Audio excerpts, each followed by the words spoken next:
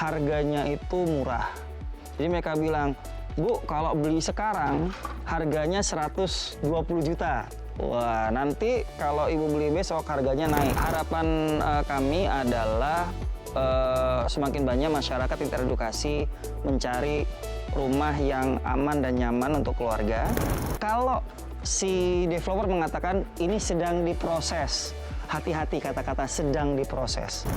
Dan di tempat kami, di perumahan kami itu, kami mempunyai yang tadi value tadi, kelebihannya adalah tanda jadi dan DP. Bila konsumen tidak jadi membeli, akan kita kembalikan 100%.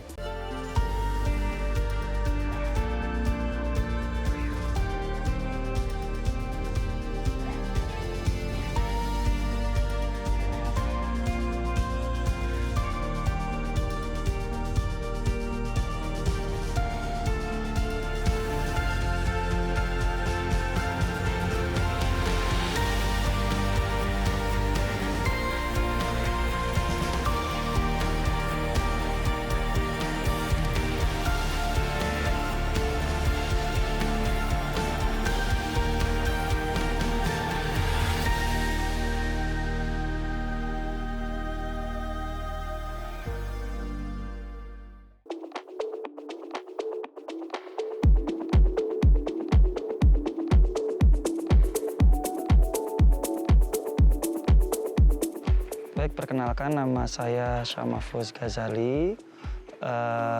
Saya dari Bantul. Saat ini menjadi Direktur Utama PT Insan Barokah Ridho Ilahi. Kami berwirausaha di bidang developer perumahan. Perumahan kami bernama Panda Karani Madani di daerah RT 03 Depok Bilangharjo, Bantul, Sleman. Usaha kami di bidang perumahan ya, di developer. Kami spesialis rumah, bisa dikatakan rumah murah ya. Kami bergerak di rumah untuk kalangan menengah ke bawah. Mulai harga 162 jutaan itu yang untuk rumah subsidi. Kalau yang untuk rumah komersil harganya mulai 212 jutaan. Kalau untuk kami merintis usaha ini mulai tahun 2012, itu mulai dari kafling-kaflingan, kemudian berkembang 2019 kita punya PT dan kita mencoba bermain yang agak lebih besar, sekitar 104 unit, 1 hektar di daerah sini, membangun 104 unit perumahan. Kalau untuk unit usaha kita untuk perumahan itu PT Sbari ada di daerah Depok, Gilangharjo, Panda, Bantul. Kita fokus dulu di 104 unit ini. Nanti kita ada rencana untuk ekspansi ke tempat lainnya. Value perumahan kami adalah satu, perumahan kami itu harga terjangkau untuk masyarakat kalangan menengah ke bawah ya. Yang saya katakan tadi mulai dari 162 jutaan untuk subsidi, komersil mulai dari 212 jutaan. Nah, value kami apa? Kelebihan punya kami adalah satu, kami mempunyai legalitas yang lengkap. Sertifikat kami semuanya sudah pecah, sudah SHGB atas nama PT, sudah PBB pecah, PBG juga pecah. PBG itu penggantinya IMB ya, sudah pecah. Jadi konsumen di sini dengan harga yang terjangkau sudah mempunyai legalitas yang lengkap. Capaian tertinggi kita itu tahun lalu kita bisa akad sampai 10-12 unit rumah. Jadi kami itu sangat dengan konsumen itu sangat dekat. Jadi konsumen itu ada kekurangan apa, kami akan membantu semaksimal mungkin hingga mereka bisa di-ACC oleh bank rekanan kami untuk mendapatkan KPR.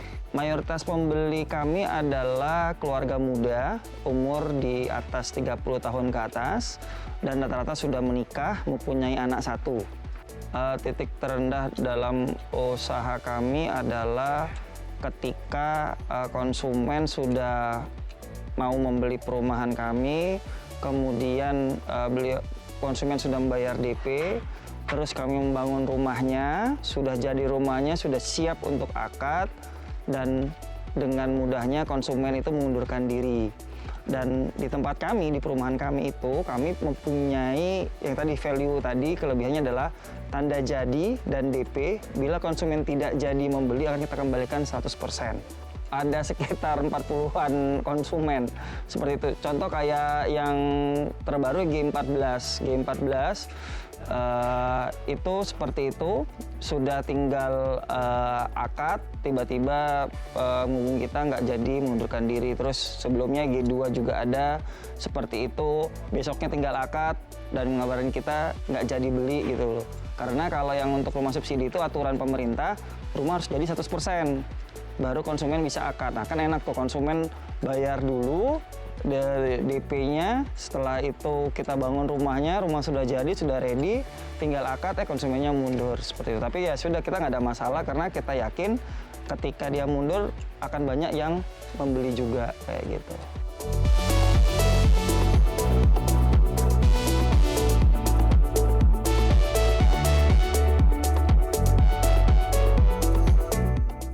Kami di sini ada 104 unit, kita terbagi dalam 3 tipe. Yang pertama tipe 36, tanahnya 72, harganya mulai dari 300 jutaan. Tipe 30, tanah 60 itu yang komersil, itu ada sekitar 74 unit, itu blok B sampai blok F. Kalau yang tipe 36 blok A, yang kita di sini di blok G ini adalah rumah tipe subsidi, tanahnya 60, bangunannya 30. Pemirsa bisa melihat ini perumahan kami yang subsidi seperti ini modelnya. Jadi kita ada 3 tipe. Tukang kita sampai hari ini ada sekitar 30 orang. Itu mengerjakan dari blok B, ada blok D sampai blok G. Tukangnya itu rata-ratanya dari warga sini dan masyarakat sekitar Bantul lah, kayak gitu. Jadi kita juga memberdayakan masyarakat yang ada di daerah sini untuk bisa berkontribusi terhadap usaha kami juga. Wah, kalau di pandemi itu luar biasa ya, pemasarannya itu kita tiarap ya, dalam arti kita juga mengurusi perizinan, mengurusi konsumen dan sebagainya. Dan ketika pandemi itu memang kita merasakan sekali karena titik terendah kita adalah dalam 1 tahun tidak ada kegiatan pembangunan. Itu tahun 2001, itu sama sekali tidak ada pembangunan. Ada cerita menarik ketika kita pertama kali meluncurkan perumahan ini, ketika kita rumah komersil ya, ketika harga rumahnya itu di angka 150-an, itu pembeli itu nggak ada yang mau beli. Karena, wah ini apa benar nih rumah segitu kan gitu, yang komersil ya. Nah, ketika kita harganya menjadi 200 jutaan ke atas, alhamdulillah konsumen itu mau membeli. Nah, jadi kalau kita ngeliat itu konsumen itu sekarang itu melihat apa benar dengan harga rumah segini seperti itu. Contoh misalnya kayak kita ya di sini ada rumah subsidi ya, 162 juta harganya. Bisa melihat kondisi rumahnya ya, seperti yang ada di sini, nanti juga bisa dilihat. Itu pasti orang akan mikir, apa iya harga segitu gitu kan. Pasti orang mikir, apa iya harga segitu bisa dapat rumah, legalitasnya lengkap, nah seperti itu. Ya, jadi terus terang ketika kami memasarkan produk kami, itu konsumen banyak kesini dan sebagainya. Dan rata-rata konsumen itu menceritakan mereka rata-rata sudah pernah kena tipu lebih dari sekali, lebih dari 2 kali. Di sini ada konsumen kami yang sudah 3 kali ketipu, ada akhirnya membeli perumahan kami. Jadi perumahan yang di Bantul itu memang sekarang marak sekali yang perumahan bodong, dan itu berimbas kepada kami developer yang benar-benar menjalankan menjual perumahan sesuai dengan ketentuan undang-undang. Kebetulan saya Wakil Ketua Asosiasi Perumahan Rumah Sehat Sederhana Nasional (Apernas), dan kami merasakan sekali ketika banyak perumahan-perumahan yang bodong itu terjadi seperti itu. Ya, jadi cara mereka itu dari yang saya mendapatkan informasi dari konsumen yang datang itu, yang pertama adalah harganya itu murah. Jadi mereka bilang, Bu, kalau beli sekarang harganya 120 juta. wah nanti kalau ibu beli besok harganya naik seperti itu. Jadi kemudian nanti biasanya mereka menawarkan nanti harga 180 juta Bu, nanti ibu bisa dapat misalnya kitchen sink, bisa dapat ini, bisa dapat itu dan sebagainya. Dan itu konsumen itu terbuai sekali. Jadi dan rata-rata mereka cuma hanya memakai ini kwitansi aja, dah selesai kayak gitu. Nah di sini yang konsumen ketika mendapatkan informasi murah, rumah murah dan sebagainya, mereka lupa melihat legalitas, melihat status tanah dan sebagainya, seperti itu. Ya, rata-rata target penipuan mereka itu adalah orang yang tidak paham tentang membeli rumah. Jadi pembeli rumah pertama biasanya. Jadi mereka membeli rumah pertama, itu yang membuat si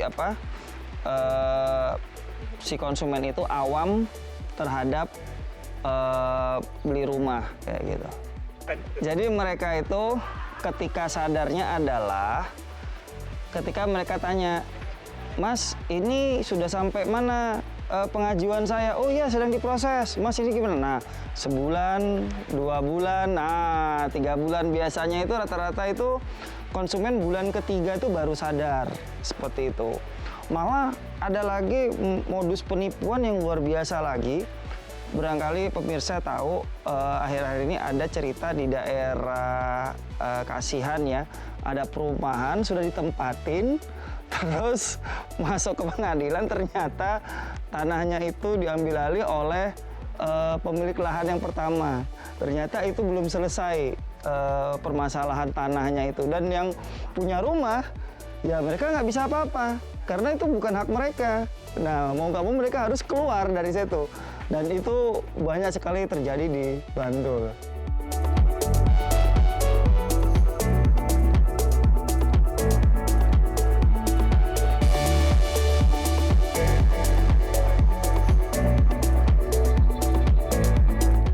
Kalau menurut saya itu adalah kurangnya edukasi konsumen terhadap pembelian perumahan. Jadi kalau di kami setiap konsumen datang sebelum mereka melihat produk kami, yang pertama kali kami lakukan adalah kami memberitahukan tentang aspek legalitas.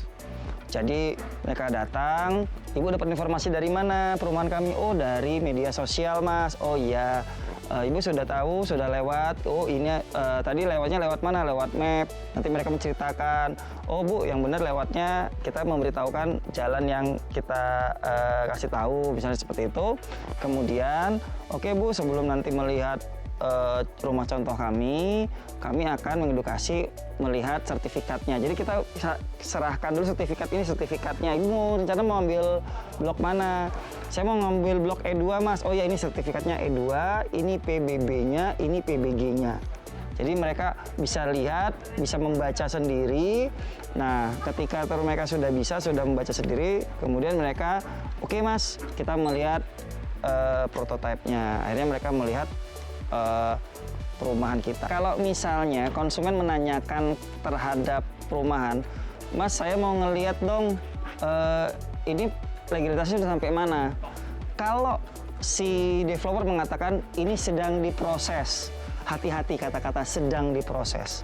Jadi kalau yang benar adalah ditunjukkan prosesnya dalam bentuk apa. Misalnya sedang diproses di PBG misalnya, kan pasti ada surat keterangan dalam proses. Kalau sertifikat lagi di BPN, itu ada namanya BP.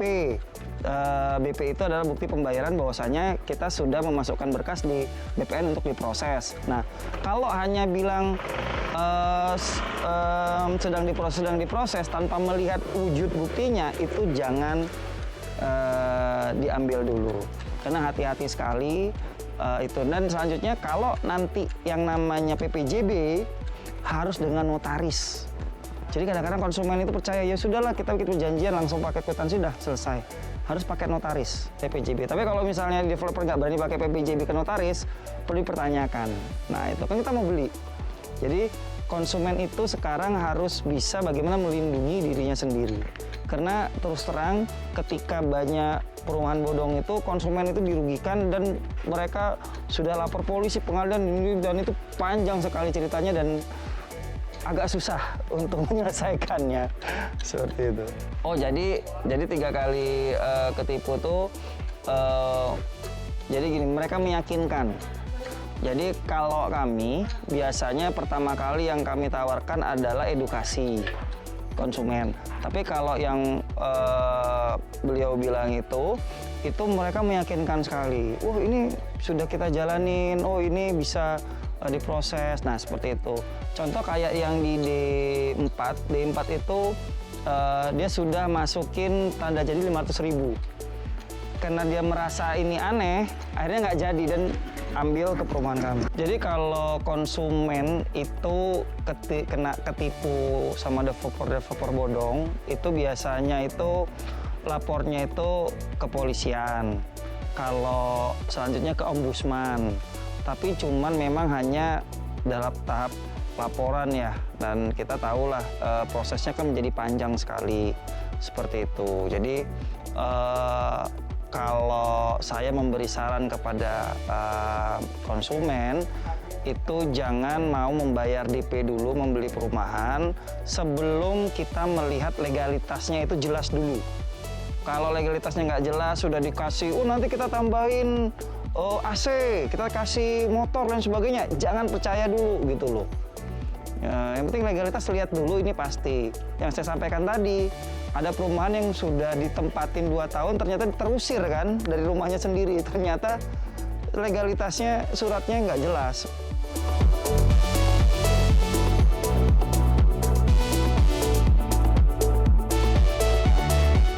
Kami di PT kami, di perusahaan kami itu, kami mempunyai visi dan misi, diantaranya adalah kita menjual perumahan jangan menipu orang. Jadi yang saya katakan tadi, kita di perumahan ini mungkin satu-satunya perumahan yang berani tanda jadi maupun DP itu dikembalikan 100% ketika konsumen itu tidak jadi membeli. Karena apa? Karena begini, orang yang membeli rumah, mereka itu kan menabung 1 juta, 2 juta, akhirnya menjadi DP misalnya lah 20 juta. Mereka mengharapkan punya rumah. Ternyata tengah jalan mereka ada musibah dan nggak jadi beli rumah misalnya. Terus kita kembalikan uangnya 20 juta cash. Kalau kita potong, bagaimana mereka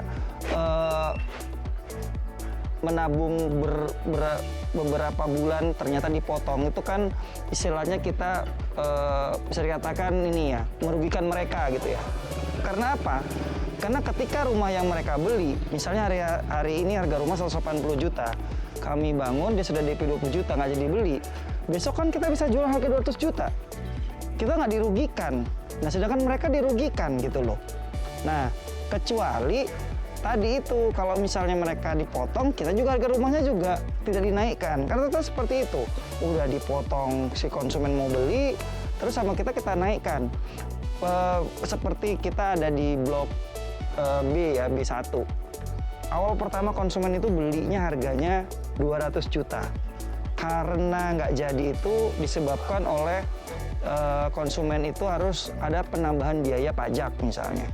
Akhirnya nggak jadi beli, konsumennya mundur. Sekarang harga rumahnya kita jual lebih mahal lagi dari harga yang sudah kita jual. Nah itu membuat membuat kita menerima keuntungan di situ. Contoh kayak rumah subsidi ya, rumah subsidi ini kan dulu 3 bulan yang lalu kan harganya 150.500.000. Nah, ketika awal Juli pemerintah menetapkan harga rumah subsidi adalah 162 juta. Nah, pertanyaannya, konsumen yang udah dibayar DP masa harus harga ngikutin harga terbaru? Ya enggak. Tetap harga ketika dia membeli awal. Jadi kita harganya 150.500.000. Tapi ketika dia beli sekarang itu harganya mengikuti harga pemerintah 162 juta. Ya, jadi kami di depan ya, kami membangun 104 unit.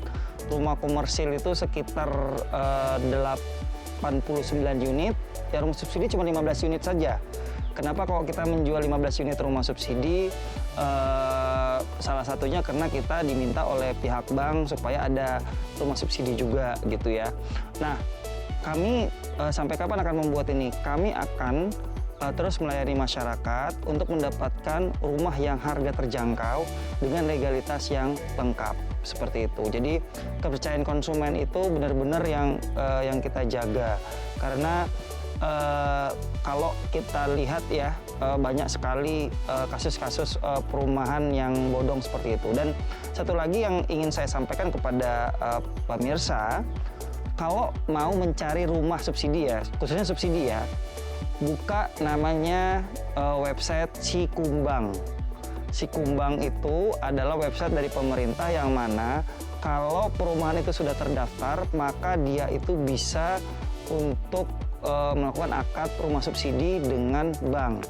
Kalau pemirsa itu mengecek nama perumahannya itu tidak ada, sudah kecamatan sudah kita lihat dan itu kosong, jangan dulu melakukan transaksi apapun, karena bisa jadi itu tidak terjadi. Karena banyak kejadian rumah subsidi udah 4 tahun, 5 tahun itu nggak terbangun-bangun sampai hari ini, karena seperti itu.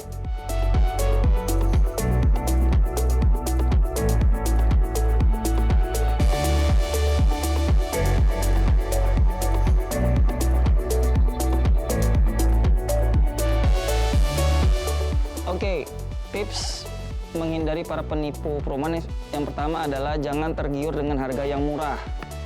Yang kedua, jangan tergiur dengan hadiah-hadiah yang diberikan. Misalnya dengan harga 150 juta, lantainya granit, pakai pakai kanopi dan sebagainya. Itu bisa kita menghitungnya. Jangan percaya seperti itu. Yang ketiga, dilihat legalitasnya. Jadi kita harus bisa melihat dengan mata sendiri legalitasnya, mulai dari SHM, mulai dari PBG-nya, pecahnya, lain sebagainya bisa kita lihat. Yang keempat, kalau misalnya dikatakan sedang proses, minta bukti prosesnya. Nah, ketika bukti prosesnya kita lihat, oke, berarti ini sudah bisa. Nah, yang kelima itu harus sangat-sangat krusial adalah kalau dia sudah kerjasama dengan bank, dicek bener nggak PT ini sudah kerjasama dengan bank yang dituju. Jangan-jangan ketika dicek mereka belum bekerja sama, seperti itu.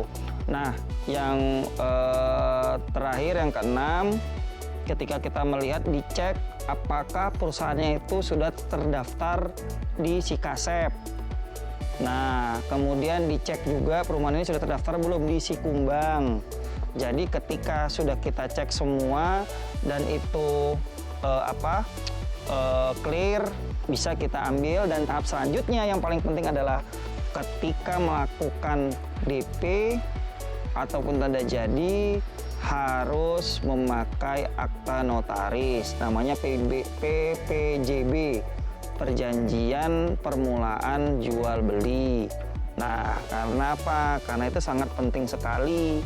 Kalau misalnya nggak mau PPJB, nggak ada masalah. Kalau legalitas sudah komplit, misalnya sudah komplit semua, sudah kita lihat, ya udah kita percaya, langsung kita transfer, nggak apa-apa. Tapi kalau misalnya masih dalam proses dan sebagainya, mintalah PPJB di notaris. Itu sangat penting sekali. Ya, harapan kami adalah semakin banyak masyarakat yang teredukasi mencari rumah yang aman dan nyaman untuk keluarga. Terus perumahan kami ini di Pandakarani Madani ada 104 unit. Alhamdulillah sudah terjual sekitar 30 unit. Mudah-mudahan 74 unit ini terjual semua dan masyarakat banyak yang datang ke sini, karena terus terang tempat kami ini sangat bagus sekali. Daerah Panda itu dekat dengan Rumah Sakit UII, dekat dengan SMPT Araihan, dekat dengan pusat kota Bantul, dekat dengan wisata pantai. Jadi, dan tempatnya juga di perbukitan, tempatnya enak, banyak pepohonan, dan jalannya juga lebar, beraspal juga. Jadi kami memberikan ke masyarakat itu adalah fasilitas yang komplit. Juga nanti kami di perumahan kami ini, satu lagi yang menarik di perumahan kami ini, mungkin perumahan satu-satunya, kami mempunyai makam gratis. Jadi ini RT 3, di RT 4 kami punya lahan makam gratis untuk pemilik rumah yang membeli rumah di Pandak Karani Madani. Kenapa kami punya lahan makam buat perumahan? Karena apa? Karena nanti ke depannya lahan makam ini akan susah sekali, dan kami punya lahan makam itu sekitar 400-an meter, itu bisa digunakan untuk warga perumahan. Nah, coba para pemirsa membayangkan dengan harga 200-an juta, sudah legalitas lengkap, sudah sama biaya-biaya, sudah dapat lahan gratis, sudah ada fasos dan yang lengkap kayak gitu. Dan kita punya kolam ikan juga, kita ada taman juga. Jadi nanti ini jalan akan kita cor, dan di bawah jalan itu nanti untuk pembuangannya. Jadi 5 meter jalan ini adalah full untuk jalan. Jadi ini akan nyaman sekali buat para pemirsa yang ingin memiliki rumah di perumahan kami di Pandak Karani Madani. Saya Syamafuz Ghazali, owner dari PT Insan Barokah Ridho Ilahi, pemilik perumahan Pandak Karani Madani. Terima kasih atas perhatiannya semua. Waalaikumsalam warahmatullahi wabarakatuh.